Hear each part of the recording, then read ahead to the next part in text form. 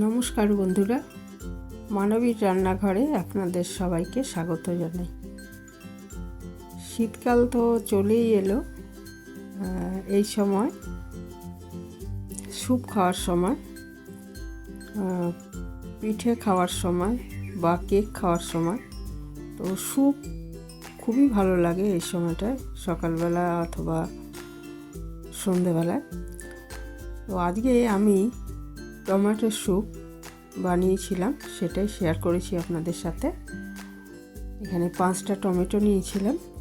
টমেটোগুলো ভালো করে ধুয়ে কেটে নিয়েছি। আর 6-7 কোয়া রসুন এর মধ্যে দিতে হবে, আর একটা ছোট পেঁয়াজ টুকরো করে এর মধ্যে দিয়ে দিয়েছি। এটা 1 গ্লাস মতো জল দিয়ে আমি 3-4টে সিটি দিয়ে নিচ্ছি। সেদ্ধ হওয়ার পর এটা খুব ভালো করে ঠান্ডা করে নিতে হবে। তারপর এটা একটা গ্রাইন্ডারে নিয়ে এটার একটা পেস্ট বানিয়ে নিতে হবে। অবশ্যই ঠান্ডা করে নিতে হবে আগে, তারপরে গ্রাইন্ডারে দিতে হবে। এবারে পেস্টটা আমি একটা ছাঁকনির সাহায্যে এটা ছেঁকে নিচ্ছি, যাতে খোসা আর বীজ এগুলো আলাদা হয়ে যায়। আর একটা কথা আমি বলিনি, যে খোসাগুলো কিন্তু আমি যতটা সম্ভব সেদ্ধ করার পর ঠান্ডা হয়েছে যখন, তখন ছাড়িয়ে নিয়েছি। না ছাড়ালেও চলবে, তবে ছাড়িয়ে নিলে ভালো হবে আর কি এটা। আর বাকি তো এখানে ছাকার সময় বীজ আর খোসা এটা আলাদা হয়েই যাবে। এটা আমি খুব ভালো করে ছেঁকে নিচ্ছি। আর প্রেসার কুকারে আরও একটু সেদ্ধ জলটা রয়েছে, সেটাও আমি দিচ্ছি একটু পরে। আর যদি সেই সেদ্ধ জলটা কম থাকে তাহলে একটু জল মেশাতে হবে।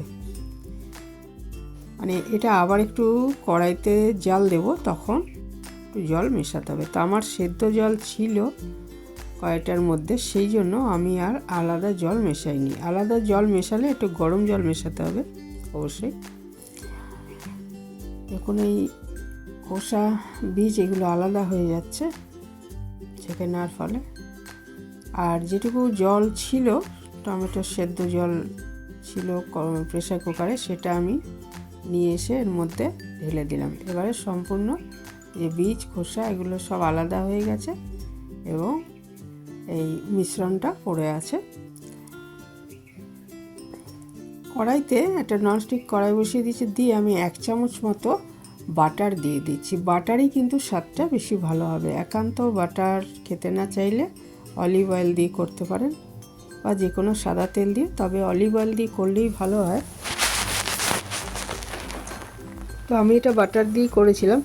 বাটারটা গলে যাওয়ার পর আমি একটা তেজপাতা আর 2 টুকরো দারচিনি দিয়ে দিয়েছি। তাহলে কি হবে, এটার তেজপাতার দারচিনি গুণটাও এই স্যুপের মধ্যে চলে যাবে, আর খুব সুন্দর একটা গন্ধ বেরোবে।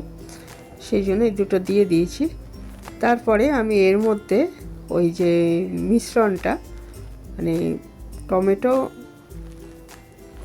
আর পেঁয়াজ রসুন দিয়ে যে এটা পেস্টটা, সেটা সেদ্ধ করা যে পেস্টটা, সেটার মধ্যে ঢেলে দিলাম। দিয়ে দিলাম পরিমাণ মতো নুন, 1 চামচের একটু কম গোলমরিচ গুঁড়ো। ইচ্ছে করলে আপনারা এর মধ্যে সামান্য চিনি দিতে পারেন, তবে আমি কোনো মিষ্টি মেশাইনি এতে। সামান্য একটু চিনি মেশালে একটু টেস্টটা বেড়ে যাবে, এই আর কি। তবে হেলদি রাখার জন্য আমি এর মধ্যে কোনো চিনি দিইনি। আর এটা ফুটে উঠতে হবে ভালো করে। আর যদি গরম জল মেশান সেক্ষেত্রেও তাই। আর স্যুপটা একটু পাতলাই ভালো লাগবে, খুব ঘন ভালো লাগবে না। আর হচ্ছে একদম লাস্টে এটা ফুটে যাওয়ার পর যখন আঁচটা বন্ধ করে দেব, তখন আমি এর মধ্যে একটা পাতিলেবুর অর্ধেকটা পাতিলেবুর রস এর মধ্যে মিশিয়ে দেব। দেখুন আমি বন্ধ করে দিয়েছি গ্যাসটা। এই অবস্থায় আমি, এটা আমার গাছেরই পাতিলেবু, খুব বড় সাইজের নয়, মিডিয়াম সাইজের, সেটার রস, অর্ধেকটার রস আমি মিশিয়ে দিলাম। ফুটছে ঝোল এই সময় মেশালাম না, তার কারণ ভিটামিন সি তাপে নষ্ট হয়ে যায়, বেশিরভাগটাই নষ্ট হয়ে যায়। আরেকটা ব্যাপার হচ্ছে তিতো হয়ে যেতে পারে। এই দুটো কারণে আমি ঠান্ডা হওয়া মানে গ্যাসটা বন্ধ করার পর আমি মিশিয়েছি লেবুর রসটা, ঠান্ডা হওয়া নয়। এটা স্যুপটা গরম গরমই ভালো লাগে, তো গরম গরমই খাওয়া হবে।